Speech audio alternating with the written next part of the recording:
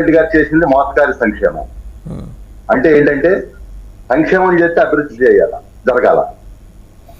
ఇవాళ విదేశీ విద్య వల్ల కొన్ని వేల మంది ఆ రోజున వెళ్తే వీళ్ళు విదేశీ విద్య ఆపారు.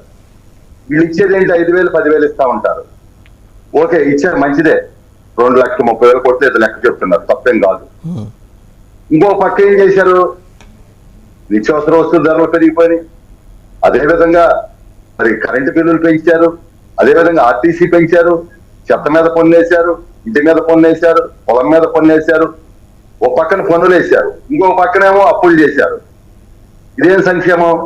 ఇవాళ నిన్నే మన ఒక డిబేట్ లో 14 లక్షల కోట్లు దాడితే ఇక అప్పులు కూడా చేటాకి లేదులే, ఇక కష్ట అయిపోతాయి అని చెబుతున్నారు.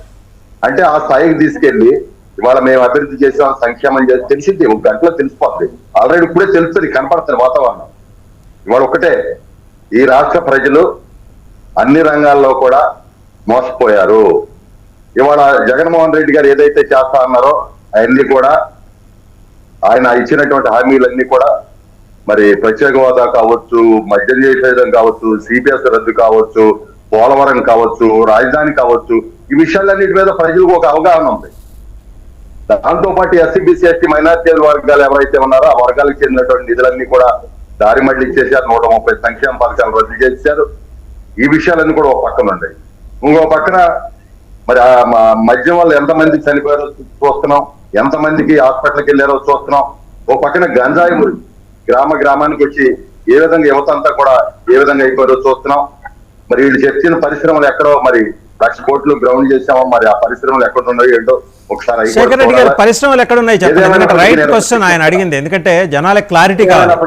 శేఖర్ రెడ్డి గారు, ఏదేమైనప్పటికీ క్లారిటీగా ఉన్నారు. మీరు కావాలంటే ఇంకో గంట తర్వాత, మళ్ళీ 2 గంటల తర్వాత వస్తాం. చాలా ఏకపక్షంగా తీర్పు రాబోతుంది.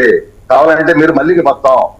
ఎందుకంటే మేము రాష్ట్ర వ్యాప్తంగా ప్రజల యొక్క నేను సంవత్సరం నుంచి చెబుతున్నా, ఏకపక్షంగా తీర్పు రాబోతా ఉంది. ఇవాళ చెప్తా ఉన్నారు, మాకే వస్తుంది, మేమే గెలవబోతున్నాం. ఎట్లా గెలుస్తారు చెప్పండి? ఏం చేశారని గెలుస్తారు చెప్పండి? ఎవరిని సంతోష పెట్టారని గెలుస్తారు చెప్పండి? ఎవరిని సంతోష పెట్టారు వీళ్ళు చెప్పమనండి. ఎవరు ఆనందంగా ఉండాలి చెప్పనండి? రైతు ఆనందంగా ఉండాడా? ఇవాళ మహిళల గురించి చెప్పారు ఆయన. ఇంట్లో బడ్జెట్